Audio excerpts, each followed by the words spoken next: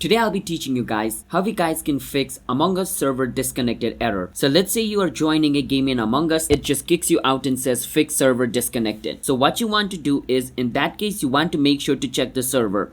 So at the bottom right of the screen, you will see a globe looking icon. Click on it and it's going to show you the server. So if you're trying to join a private game whose server is in North America, but your server is set in Europe, then it's going to show you this. So whichever server the games belong to, make sure you choose that server, and once you join the game, your problem should be fixed. The other is your internet. If your internet is slow as well, it's going to cause this problem, so check your internet and connect to a stable internet connection. And the next thing is, sometimes a bug causes the problem, so if you're having this issue, I would just suggest you to close Among Us game and reopen it again.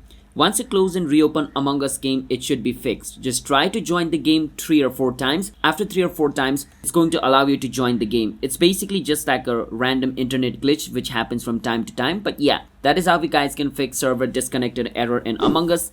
Hit the subscribe to our channel one step. I'll see you guys next time.